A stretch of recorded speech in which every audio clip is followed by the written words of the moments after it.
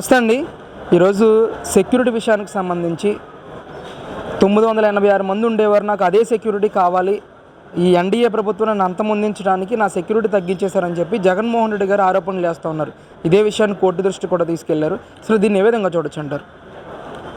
ఈరోజు జగన్మోహన్ రెడ్డికి పని పాట ఏమీ లేక 151 సీట్లు ఇచ్చినా కూడా 5 ఏళ్ళు పరిపాలనలో ఏమీ చెయ్యకపోగా కాలయాపన చేసి ఒక సబ్జెక్ట్ అనేది ఏమీ లేక మెంటలో ఎక్కువైపోయి పిచ్చి ఎక్కువైపోయి, ఆ పిచ్చి కూడా అనకూడదండి, ఆయనకి ఏదో ప్రాబ్లం ఉంది, సైకో ప్రాబ్లం ఏదో ఉంది, ఆ ప్రాబ్లం ఎక్కువైపోయి ఈరోజు మాట్లాడుతూ ఉన్నారు. ఎవరు అంతమంది ఇస్తారండి నిన్ను? ఎవరు అంతమంది ఇచ్చేది? కేంద్రం ఎందుకు అంతమంది ఇచ్చిందండి? కేంద్రం నువ్వు దత్తపుత్రుడు కదా, నిన్నేం కేంద్రం అంతమంది ఇచ్చదు. నిన్నటిదాకా నువ్వు స్నేహం చేసావు కదా మా కేంద్రంతో, ఇంక నీ కొత్తగా అంతమంది ఇచ్చేది ఏముంది? ఎప్పుడు చూసినా నేను ప్రత్యేక హోదా అడగడానికి పోతున్నానని చెప్పి ప్రత్యేక హోదా అడగకుండా వెళ్ళి కేంద్రం దగ్గరికి వెళ్ళి నీ సొంత పనులకి, నీ సొంత నువ్వు చేసిన హత్య రాజకీయాలకి, నువ్వు చేసిన కబ్జాలకి, వీటన్నిటికీ జైలు జీవితం గడిపిన నీకు, మరి ఒక రక్త చరిత్రను చేసిన నీకు ఎలా తప్పించుకోవాలని నువ్వు మరి ఆ రోజు ప్రజల సొమ్ముతో 5 ఏళ్ళు కాలయాపన చేసి ఢిల్లీ చుట్టూ తిరిగావు. మరి ఆ రోజు నిన్ను అంతమందించిన వాళ్ళు ఈ రోజు నిన్ను ఎందుకు అంతమందిస్తారు? అలాగే చంద్రబాబు నాయుడు గారికి ఇచ్చారు అంటే ఆయన అలిపిరి సంఘటనలో, గతంలో అలిపిరిలో మరి నక్సలైట్ల ద్వారా హత్యా ప్రయత్నం జరిగింది కాబట్టి ఆ రోజు ఆయనకి Z+ కేటగిరీ ఇచ్చారు. ఆయన అధికారంలో ఉన్నా ప్రతిపక్షంలో ఉన్నా కూడా అదే కంటిన్యూ అయింది. ఇవాళ నీకు ప్రతిపక్ష హోదానే లేదు, నువ్వు కేవలం ఒక ఎమ్మెల్యేవే. మరి ఇవాళ ఎమ్మెల్యే కూడా నీకు 900 మంది నాకు ఫుల్ కావాలంటే, ఫుల్గా నాకు మరి సెక్యూరిటీ కావాలి అంటే ప్రజల సొమ్ముతో నువ్వు ఇంకా సెక్యూరిటీ పెట్టుకుంటావా?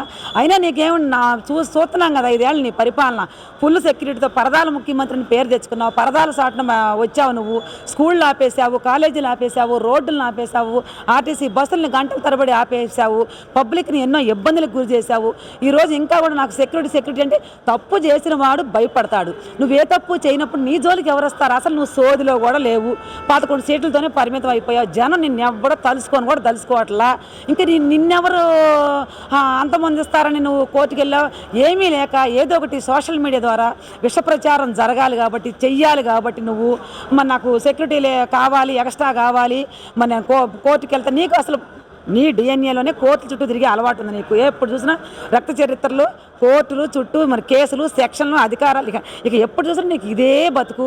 ఇవాళ కొత్తగా ఏముందండి చూసాంగా 5 ఏళ్ళు, ఇవాళ ఏమైనా చేసావు నువ్వు 5 ఏళ్ళ నుంచి? ఒక్క పని చేసావా? ఇవాళ చూడండి 50 రోజులు వాళ్ళకి మన చంద్రబాబు నాయుడు గారు వచ్చి ఎంత ఆనందంగా ఉన్నారో ప్రజలు. 50 రోజులకే 30-40 ఏళ్ళు వెనక్కి తీసుకెళ్ళిన ఈ ఆంధ్రప్రదేశ్ని 50 రోజుల్లో గాడిలో పెడుతున్నారు.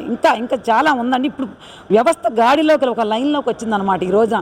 మరి అమరావతి కానివ్వండి, పోలవరమే కానివ్వండి, కేంద్రంలో నువ్వు జగన్మోహన్ రెడ్డి గారిని ఒక్కటే అడుగుతున్నావండి, 5 ఏళ్ళు నువ్వు కేంద్రం చుట్టూ తిరిగావు, ఏ ఫండ్స్ అయినా తెచ్చావా? ఒక సంస్థను తెచ్చావా మోడీ గారి దగ్గర?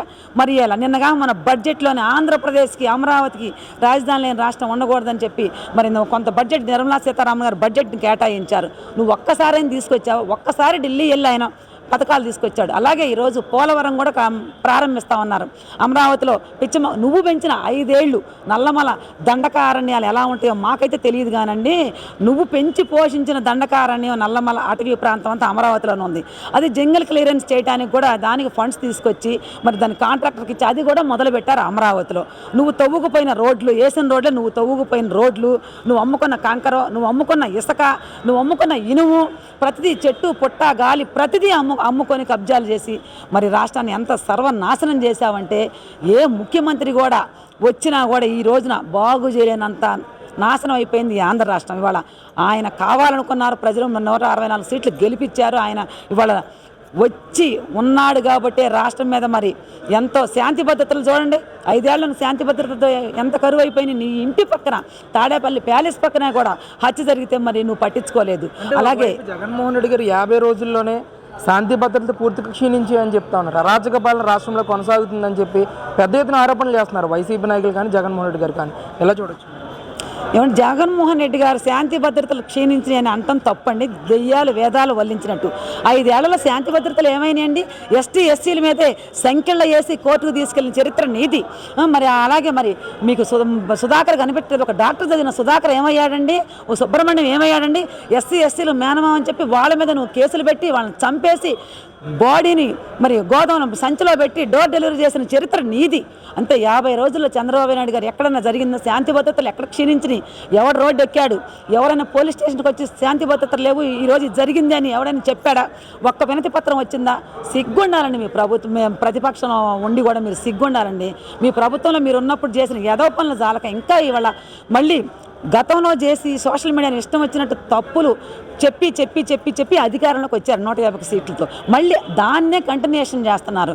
ఒక్కసారి ప్రజలు నమ్మి ఒక్క ఛాన్స్ అని నీకు ఇచ్చారు, మోసపోయారు. ఇక ఎప్పటికీ నీకు ఆ ఒక్క ఛాన్స్ తప్పితే ఇంక మళ్ళీ తిరిగి మరలా నీకు ఛాన్స్ అనేది రాదు. నువ్వు చేసిన తప్పులకి, నువ్వు చేసిన నష్టాన్ని పూర్తి చేయడమే సరిపోతుంది. నువ్వు చేసిన తప్పులకి నువ్వు జైలుకి వెళ్ళాల్సిందే. నువ్వు చేసిన ఈ ఆంధ్రప్రదేశ్ నష్టానికి చంద్రబాబు నాయుడు గారు ఒక్కొక్కటి గాడిలో పెట్టి మరి 50 రోజుల్లోనే ఎంత బాగుందని రాష్ట్రం స్వేచ్ఛగా తిరుగుతున్నారు జనం. మరి ఒక మున్సిపాలిటీ చూడండి, అంతకుముందు చెత్త తీసుకునేవాడు కూడా మాటినేవాడు కాదు, చెత్త కూడా తీసుకుపోయేవాడు కదా ఊళ్ళలో.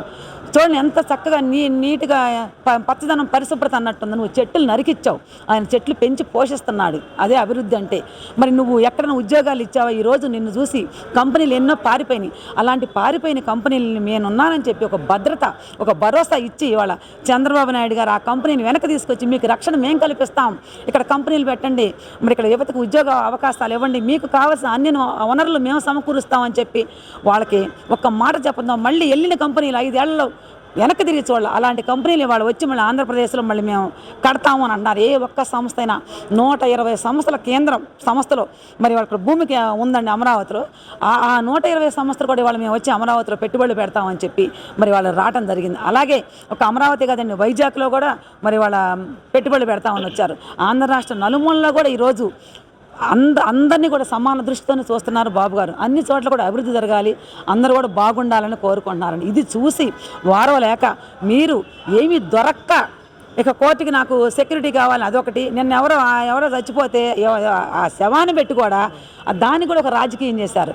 ఎంత నీచమైన పరిస్థితి అంటే ఈ వైసీపీ నాయకులు ఎంత దిగజారంటే తట్టుకోలేక అధికారం ఉన్నప్పుడు ఇష్టం వచ్చినట్టు వైభోగాలు ఎలబోసి కబ్జాలు చేసి అంత ఆక్రమించుకొని దోచుకున్న చరిత్ర మీది. ఇవాళ ఎన్ని లేవు కాబట్టి అధికారం లేకపోయేటప్పుడు తట్టుకోలేక ఇవాళ ఏదో ఒకటి బురద చల్లాలి కాబట్టి చేసే నాయకుడి మీద మీరు బురద చల్లుతా ఉన్నారు. ఆయన ఇలాంటి ఏమీ పట్టించుకోడు, ఇలాంటి బురదని ఎక్కడా కూడా ఆయన అంటించుకోడు. అభివృద్ధి ఆయన మంత్రం, ఆ అభివృద్ధి వైపు ఆయన పయనిస్తాడు చంద్రబాబు గారు. అంతేగాని మీగిలాగా పూటకు ఒక రాజకీయాలు చేసి పిచ్చి వాగుళ్ళకి ఆయన స్పందించాల్సిన అవసరం ఏమీ లేదు. మీకు మా 5 ఏళ్లలో ఏం పని పాట లేక మీ ఇష్టం వచ్చినట్టు పిచ్చి సలహాలు ఇచ్చావు, ప్రజల సొమ్ముతో పిచ్చి సలహాలు ఇచ్చావు, 10 మందిని పెట్టుకున్నావు, లక్షల సలహాదారులకి దోచి పెట్టేశావు. వాళ్ళు నిన్నే రాంగ్ డైవర్షన్ ఇచ్చి నిన్నే 11 సీట్లు పర్మిషన్ చేసి పారేశారు. నాకు ప్రత్యేక హోదా ఇస్తానని 23 తెస్తానని చెప్పావు. 25 సీట్లు ఇచ్చిన ఎంపీ సీట్లు ప్రత్యేక హోదా అడిగిన ఊసే లేదు నీకు. ఈ రోజున పార్లమెంట్లో ఇంకా నువ్వు ఏం ముఖం పెట్టుకొని మీ నాయకులు ఊళ్ళో తిరుగుతారు?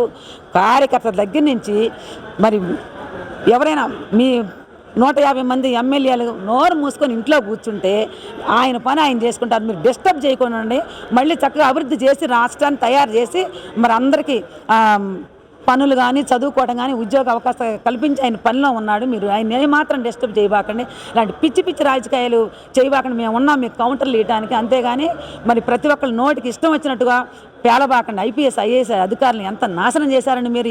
వాళ్ళు ఇలా రోడ్డు ఎక్కారు, అనుభవించింది మీరు, దోచుకుంది మీరు, వాళ్ళతో పనులు చేయించింది మీరు, శిక్షలు ఇలా వాళ్ళు అనుభవిస్తున్నారు. ప్రతి ఉన్నతాధికారి కూడా మరి మీ పరిపాలన, వైసీపీ పరిపాలన ప్రతి ఉన్నతాధికారి మీకు సహాయం చేసి వాళ్ళ నాన్న అష్టకష్టాలు పడతామన్నారు. ప్రభుత్వాలు శాశ్వతం కాదని, అధికారులు వాళ్ళ ఉద్యోగాలు శాశ్వతము.